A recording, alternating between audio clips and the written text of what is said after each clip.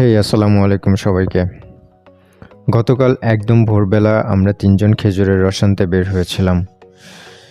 যশোর জেলা স্পেসিফিক্যালি খেজুরের রস এবং খেজুরের গুড়ের জন্য বিখ্যাত, এটা আমরা সবাই জানি। আর জন্মস্থান সূত্রে যশোরের বাসিন্দা হয়ে খেজুরের রস খাবো না, এমনটা কি হতে পারে? যেটাই খেজুরের রস আনতে গিয়েছিলাম, এই গ্রামটা ঠিক আমাদের পাশেই অবস্থিত, অর্থাৎ আমাদের পাশের গ্রামে অবস্থিত। মেইন রাস্তার পাশে হওয়াতে আমাদের গ্রামে শহরের ভাব থাকলেও এই গ্রামটা একদম গ্রামের মতোই। এই গ্রামের বাতাস, পুকুর পাড় আর খেজুরের গাছগুলো মনে অন্যরকম শান্তি এনে দিয়েছিল।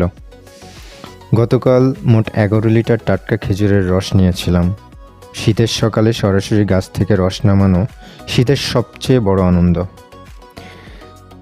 গ্রাম মানে শুধু জায়গা না, স্মৃতি, পরিবার আর ভালোবাসার ভাণ্ডার। আর শীত মানে খেজুরের রস ছাড়া অসম্পূর্ণ।